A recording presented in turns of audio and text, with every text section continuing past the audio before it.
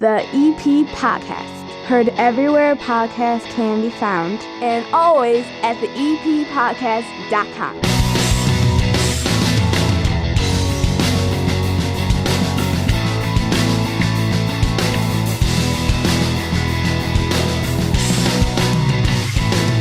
And welcome into the EP Podcast. My name's Chris. I'm your neighbor, bellying up to my 9-foot homemade oak bar. Pour yourself a cold one. We got 30 minutes of good in a world of dumb, and it's all brought to you by the First National Bank of Evergreen Park. In that iconic building over at 95th and Pulaski, stop in, say hi, tell them I sent you, pick up a free EP Podcast car magnet, throw it on the back of your car, and check out a junior savers account for your kids. It is never too early to start teaching your kids about money. Help them take the first step toward a healthy financial future with a junior savers account from the First National Bank of Evergreen Park. With that account, kids can earn interest on every dollar they deposit and get to watch their money grow. Show your kids how rewarding saving can be and set them up for success. Learn more at bankevergreenpark.com/juniorsavers/EP.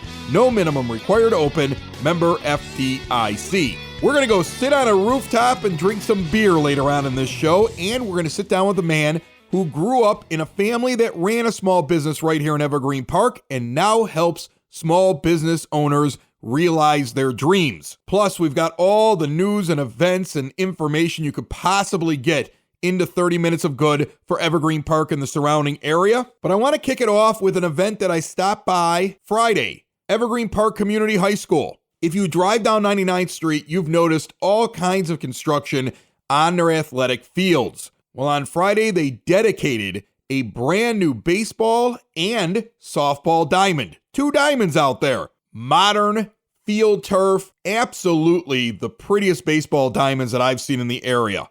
And all the dignitaries were out there. I even saw Ron Kittle, 1983 Rookie of the Year with the Chicago White Sox. He was there. You won't hear Ron in this clip, but let me tell you who you're going to hear from. You're going to hear from one of the people that designed the field, Superintendent Tom O'Malley, Mayor Kelly Burke, and former Mayor James Sexton, and then a conversation with myself and Tim Moran from the high school. It was a great event, a lot of fun, and really cool to see these fields that are not just for Evergreen Park baseball and softball. Take a listen. There's about 1,200 fields like this, synthetic, that go into the ground in the U.S. every year. Most of those fields are just the infield. Essentially, you have here the 3 unique things is, one is there's turf in the outfield here, okay? And the mindset is, in addition to softball and baseball, they have all other field sports, in addition to probably many other things like physical education and other things, where they're playing in the outfield. They're training on it. So this is one of the unique things that's being done here that's not been being done in other parts of the country, is they're utilizing every inch of this field. The other unique thing, part of this, is the safety element. There is a very key focus out of the group that put this together is athlete first. Okay, so when you're on this field, you will notice there is no crumb rubber in the field. It's wood. It absorbs water and it cools the field. Under there is a shock pad that if you fall on it, it absorbs impact. And lastly, the wood is very friendly to our environment. The vision behind that is the gentleman here to my left. I want to introduce the superintendent, Tom O'Malley. Thank you, Jim. Welcome to Evergreen Park Community High School Athletic Complex. We're very proud to have you join us in celebrating the grand opening of this space and to recognize retired Mayor Sexton, who's been instrumental in making Evergreen Park the wonderful community it is today. Now, I would like Mayor Kelly Burke, who's been a wonderful partner with us as well for our district, to say a few words and to introduce Mayor Sexton to share a few words. Thanks so much, Tom. Like many of you, we're just wowed by this facility. It's just fantastic. And it's so fitting that we're here tonight to honor Jim Sexton, because Jim, as Tom said, has been leading this community as mayor for 20 years, and before that as clerk. And he helped create those partnerships, forge those relationships that allow you to put together the people who need to come together to make these big projects work. So the entire community is going to be able to, not just the high school students, but the entire community will be able to take advantage of all the good things that are coming through with the high school and their athletic facilities. And I'm so happy to be part of that village, and so happy to be here tonight to honor and introduce Mayor Jim Sexton.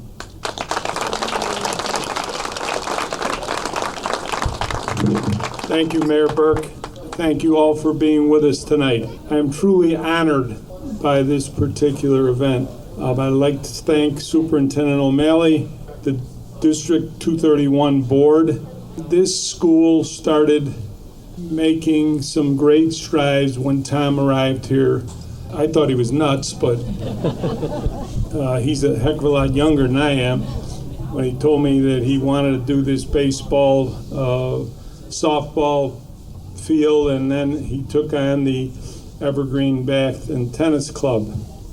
But it shows his dedication to this community and his dedication to the future, because without these young kids out here, student athletes playing, we have no future. We're hoping that all of these young folks go on to bigger and better things and then purchase property here in Evergreen Park. Standing here at Evergreen Park Community High School with the brand new public relations director for the high school. What are you, like 3-4 days into it? You already got an event? 3 days, yeah, less than a week. They threw me in the deep end, but yeah. This is Tim Moran, who formerly was with the Patch and now is doing this right now for the high school. And how exciting, first of all, is it for you to come in right away and there's an event? Oh, this is great. It's just a wonderful night. We had some rain earlier in the day. It cleared up right for this event. Just perfect weather, a perfect fall day, and yeah, just great to see these fields and to have so many people from the community come out and see what a unique thing Evergreen Park has here. As people drive down 99th Street, they've been trying to figure out exactly what's being built over here. And now the whole thing is done, and it is absolutely stunning. I mean, right now, explain this to me. Is this true now? This turf allows not only the baseball team and the softball team to get out here and play, but the grass isn't there to be ruined. So it's like a multi-purpose thing that can be used by a ton of different people, a ton of different organizations, people all over the high school. Yeah, right? Absolutely. Yeah, from afar it looks like it's natural grass, but it is perfect field turf. It's from Midwest. A company called Brock Infill is the name of the actual turf. And what really strikes me about it is, so you go on the football field, you go on other fields where there's regular field turf, like say on a 97-degree day, the heat really absorbs on the turf, and it's so super hot. But these fields have something in it where it's not chrome rubber, and it turns into actually, you could have 40 degrees cooler on there. So you could have a 97-degree day, and then on these fields, it feels like it's nice 60, balmy 70 degrees and everything. So, and it prevents injuries, and also it makes the ball bounce, and I just really can't wait to see a couple of games on these fields. Well, first of all, it's a beautiful stadium. I mean, look, you can go to a major league ballpark, and the seats here are the same, if not better, than some ballparks. I mean, these are comfortable baseball seats. You got grandstands around it. It seems to me like this would be a fun place to take in a ball game. Yeah, as someone who's covered high school sports, this beats bleachers 10 times. Oh, and yeah. These seats are actually right from the Louisville Bats minor league baseball stadium. They couldn't use them anymore, and somehow the school was able to get connected with them and just bring the seats right here. So it's the comfort of... It's like box seats. This is crazy. Exactly. It's like the comfort of going to a White Sox game just here in accessible Evergreen Park. Okay, and then also a dedication, James Sexton. Yeah. What is it, James Sexton Way Drive? What is it? It's going to be Drive. Honorary Mayor James Sexton Drive. That's going to be the driveway. Well, now it is officially. Just a few minutes ago, we have dedicated the driveway in between the school and these fields as Honorary Mayor James Sexton Drive. And people will see the brown sign as they drive down 99th Street, which will be a great addition for people. Why dedicate to the mayor? I mean, he's a great mayor, but tell me a little bit about the involvement that he had in getting this done. He was instrumental in this. He gave our superintendent, Tom O'Malley, go ahead, do what you need to do. You know this is going to be better for the school, and always supportive of this high school. Tim Moran, now over here at Evergreen Park High School, thrown into the fire. I'm your first official interview, right? As in the new job, right? Oh, yeah, absolutely. Yeah, first one, you know. You did good, Tim. Absolutely. Not bad for a beginner, right? There you go. There we go.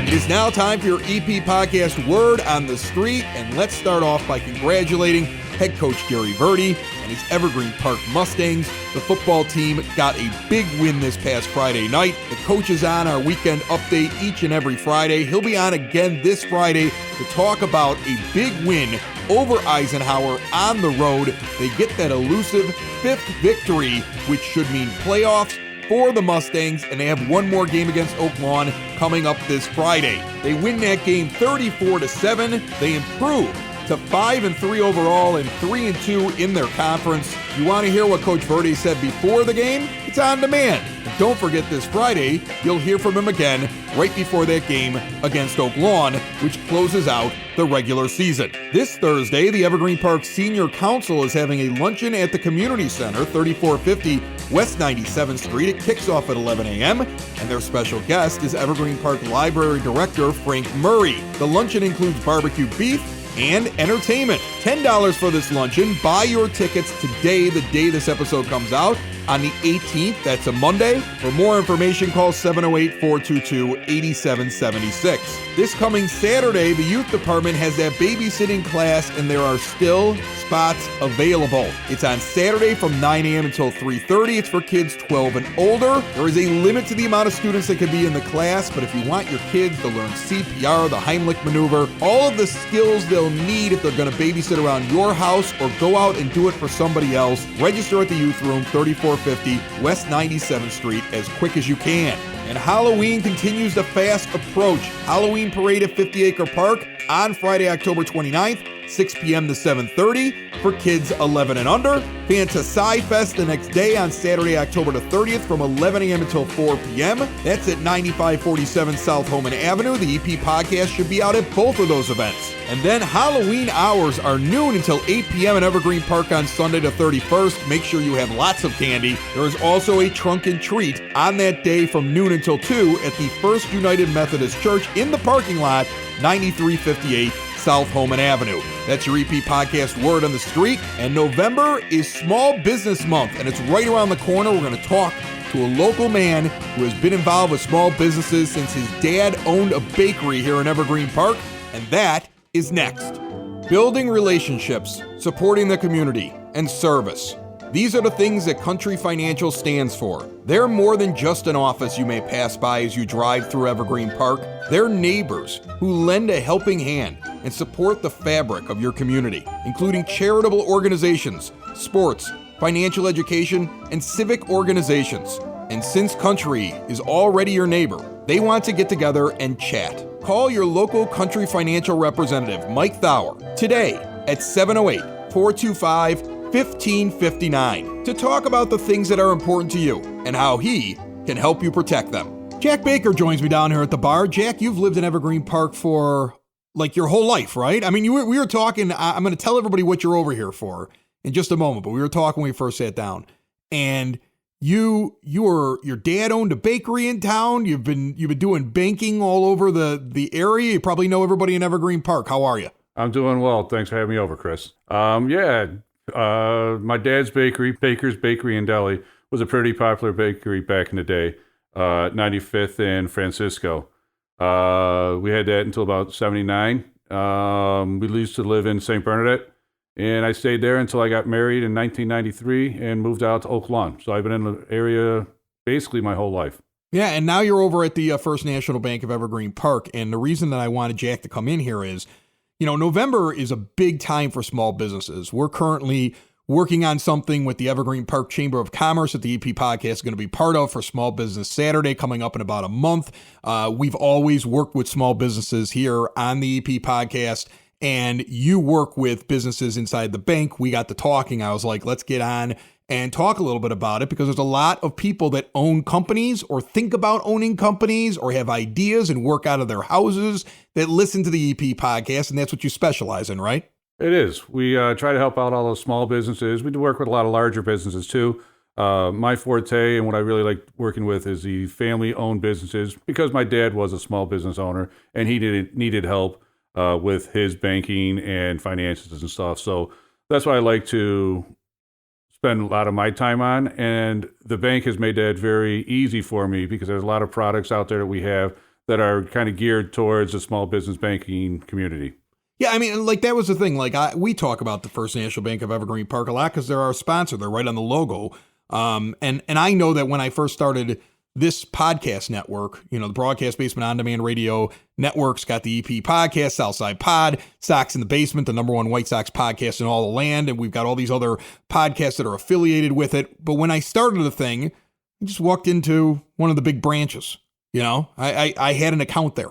And so I just was like, I need to get a business account. And they hooked me over the business account. And then every time I walked in the place, there was a new guy in charge of it. Like every 6 months, there was another guy that I would go to as a small business owner to ask questions, and they didn't even know who the heck I was, and I got frustrated with it, and I was like, well, I'm just going to go to the First National Bank of Evergreen Park. You guys had started sponsoring me, and I was like, well, why? Every time I learn something about you, I'd be like, well, why am I not over there?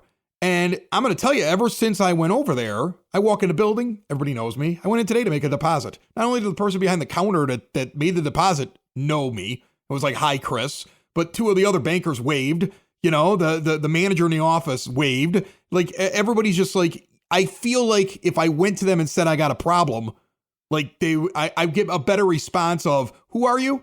You know what I'm saying? Like, you guys kind of know your people, right? Yeah, that's one of the best things about the smaller community banks. Nothing against the larger banks. They have their place in the society and banking and everything, but several of the people there have worked there many years. It's probably the best group of people I've worked with at the bank. Unfortunately, one of our bankers is a Cub fan, and she's from Evergreen Park. That's okay. We have Cub fans on the EP podcast. We just don't let them on the White Sox show. There we go. You know, as somebody who's a small business owner, and I'm very different from, let's say, somebody who's brick and mortar or somebody that might be actually selling a product. If I'm getting towards the end of the year and I'm trying to get ready to kind of like, you know, finish off my 2021 and get ready for 2022, are there housekeeping things that like small businesses should be doing right now that they might not be doing? Yeah. Some of the biggest things you need to do is have yourself a good accountant, let alone a good banker and a good attorney that you can probably go to. But you want to be in touch with your accountant at year end just to find out what type of things you should be doing to take advantage of all the tax breaks that you can get. So I would say the number one thing you should probably do is get an accountant who you can talk to and is willing to come out and go to your business or sit down with you and talk to you about what you need to prepare for year end. So, like, let me ask you this, because I want to go back to this original thing here. I mean, your dad ran a bakery that was around in Evergreen Park for a long time. It was a brick and mortar place. So you grew up in a family where somebody was doing small business. They were working in the community. Correct. They were a part of the community. You know, I would imagine the next month that's coming up here where people start to focus on small businesses and, you know, spend your money with your local businesses instead of, you know, running out to the big box stores. Is that why you started doing this? Like that you just got so into watching all the things that your dad was doing and you're like, I get this. I get the small business thing. I get the mentality of the people that have these. I do. And I love dealing with the small business owners. And I don't think enough people fully understand the importance of shopping locally. I think that more people should do that. I sometimes get upset when I hear people want to go out to dinner in Oak Brook and downtown Chicago. There's plenty of great places here in Evergreen Park and just right around our neighborhood that people should be patronizing. It's like one of those things where, like, my wife, she's not from here, right? She's from West Virginia. So she sees the big lights downtown. She's like, I want to go eat downtown. And that was like always her thing. Correct. And then when she discovered that there were some really great places to go eat here and there were things to do right here, I can't drag her downtown. She's like, why do we have to get on the highway and drive all the way down? You know, that's kind of how she sees things. Yep. And I think it's the same thing when you go in and you shop in a place and, you know, you get people like let's say I'm thinking about starting a business and I come walking in there.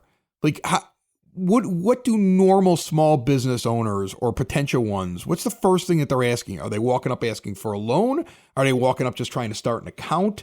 Like, what is your experience with people when they're new at this? They're all over the board, to be honest with you. Yeah. I mean, one person come in and say, well, I'm looking to start up a business. I need to get a $200,000 SBA loan. Yeah, I want one of those too. How do I get one of those? They're not that easy to get. And I'll work with them. I'll try to help them along and coach them there. Some people come in and say they want to open up a checking account.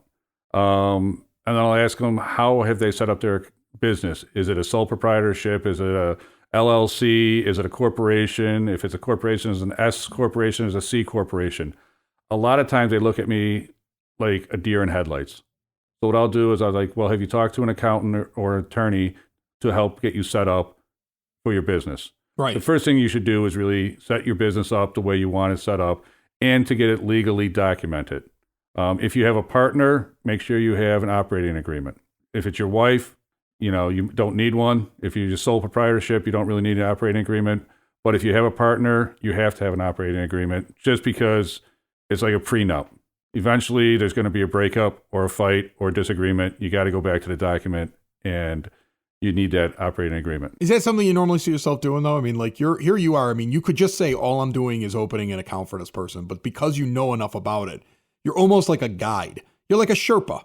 You're like sitting there, and they're walking up to you, and they're saying, I want to open up this thing because I started a business. And you're looking at them going, you skipped a couple steps. Like, I want to help you, but get a pen and paper here. We're gonna go over the things you need to do as well. Correct. I mean, if you want to be at a big box store, or you really just want to get that checking account open because you got to meet your goals to get another account open and you want to get on to the next person, yeah, you go ahead and do that. But if you really care about your job and your people and your area, you really want to sit down, and you don't want someone to go into a business or an opportunity blindly. You want to lead them along. I've found out years ago that by helping one person out, and maybe you're going to tell them no, that person's going to refer you 5 to 10 other people because you took the time out to really explain stuff to them in a manner that they could understand it and it made sense to them. I'm going to ask them questions. I'm going to ask them how they got into this type of business. What do they plan on doing with it? What their needs are going to be. If they're going to just have a podcast, they probably don't need... No, we don't need any more podcasts in Evergreen Park. No competition. You turn them down immediately. But if you were to come in and say, hey, I'm starting up I need a checking account for a podcast. Right. I know you're probably not going to need a loan. Oh, no, I'll take a loan. I just don't know if I'm ever paying it back. I'm just a podcaster. Basically, you want to talk to them, find out what they're doing. Right. And from there, you're going to find out what kind of needs you're doing. Is there any other way that you want people to reach out to you, or just stop in and say hi? Yeah, you can stop in and say hi. I'm there most of the time, especially when it's not golf season. But you can reach out. My email is jbaker@wintrust.com. All right. Well, if you want to go in and have a conversation with Jack, he's over at the First National Bank of Evergreen Park in that iconic building at 95th and Pulaski. And it was nice of you to sit down and chat with me. And I would think, I mean, correct me if I'm wrong here, but I would think it'd be a good idea, especially because of the fact that, like, you come from a bakery family. Like, if somebody comes in and visits you, there's a plate of donuts there, right? You got some cookies or something on the desk, right? No, we haven't had bakery goods there for a long time. I get muscle aches all the time. I've gone from being able to do whatever I want to and not feeling any pain to basically getting pain for any kind of physical activity. Good news, there's a local family-owned Southside business that provides a CBD topical that will not break the bank.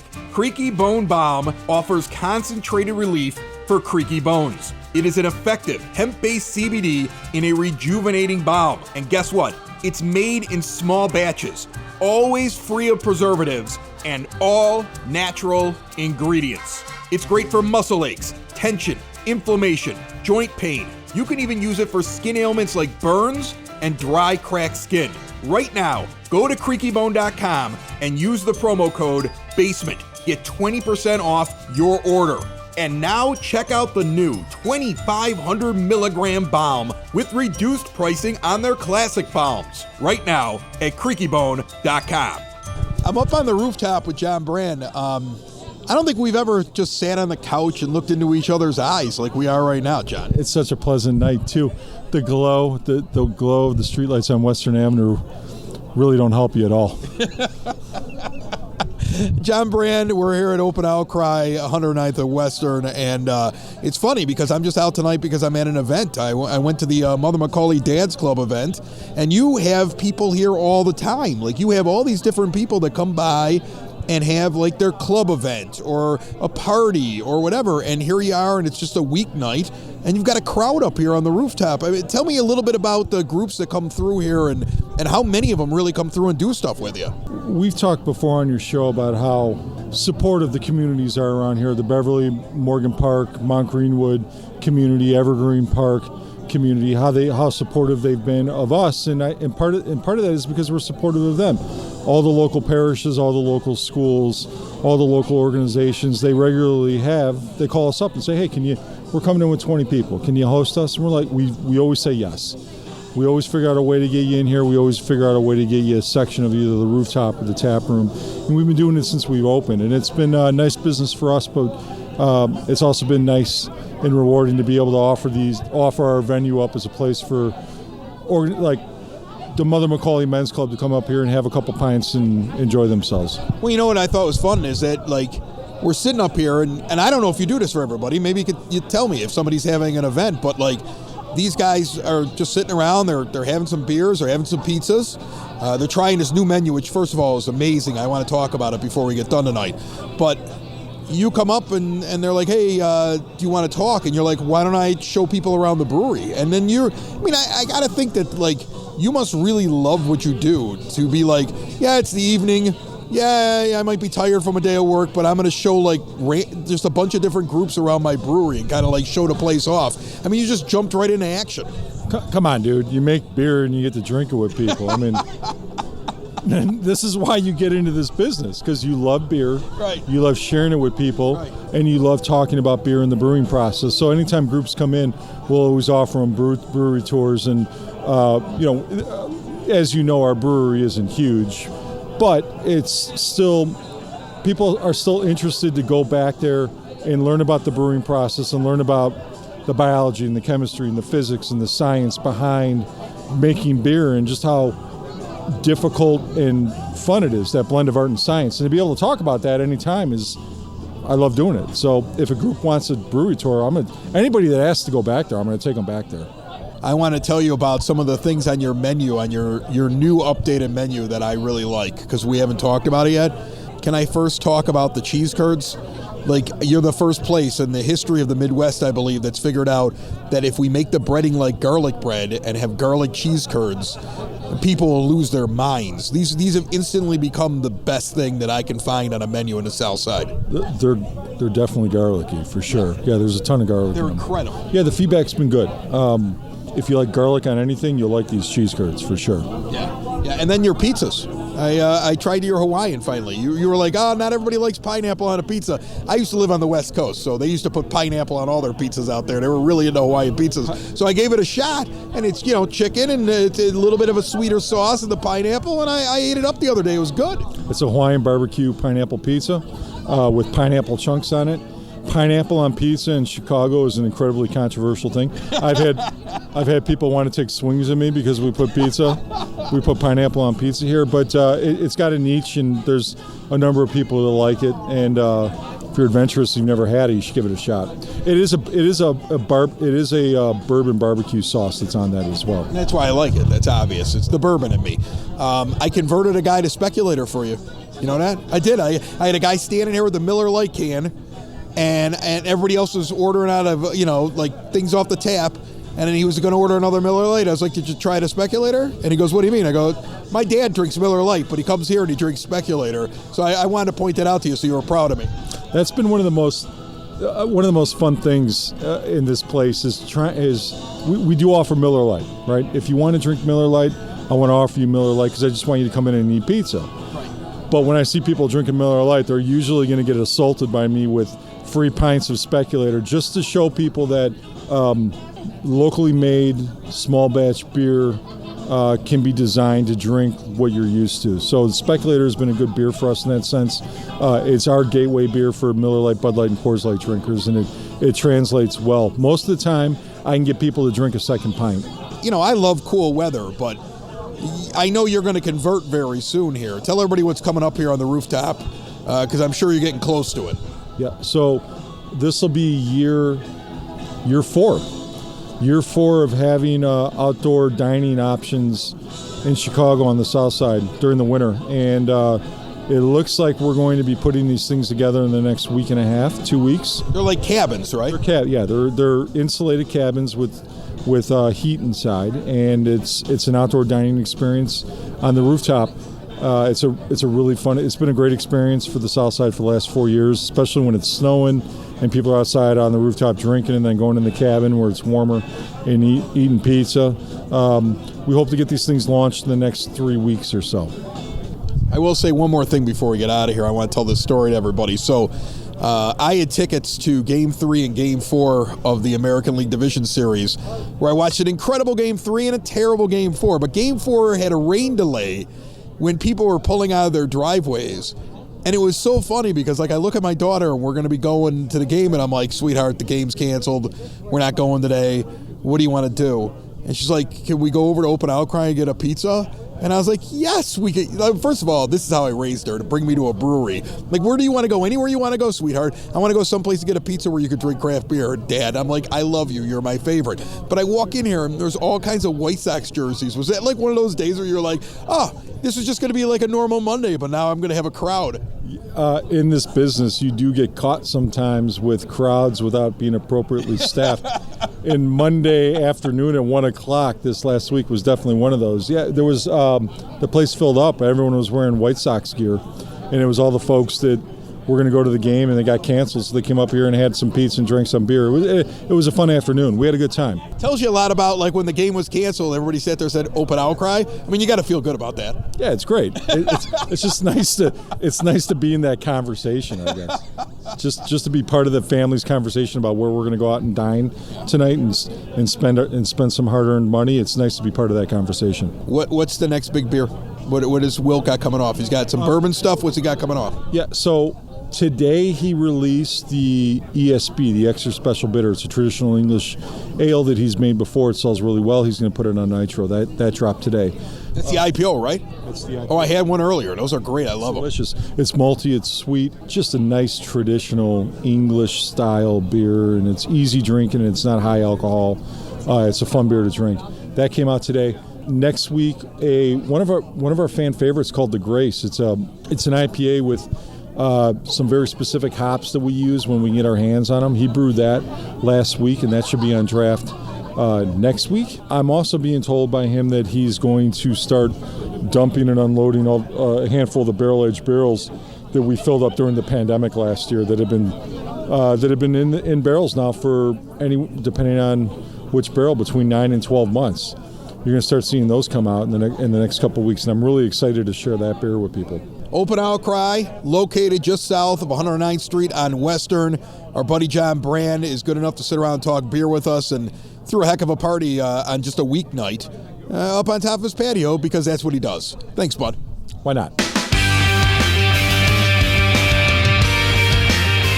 You know, normally I pop in there and I don't even see John because he's just so busy, and I bumped into him up on top of the roof, and I'm like, I got the mic. Let's talk about this rooftop. And he was nice enough to spend some time with me. I know you get busy as well, so make sure you're subscribed to the EP podcast. You can do it very simply. Any podcast player around, just use it on your phone, your tablet, whatever. Search the EP podcast, boom, you got it. Tell Alexa, hey Alexa, play the EP podcast. Or go to the eppodcast.com, and all of the options are right there for you. And if it's complicated, just sign up, put your email right there in the spot where you can do it, and you'll get a reminder every time a show comes out. Don't rely on social media. It's unreliable, and it's getting weird. It's been getting weird for a while. We'll talk to you soon. This is the EP Podcast, found everywhere podcasts can be found, and always at the eppodcast.com. Have a great week. Another show is wrapped up. Another show's in the books. Another show is wrapped up.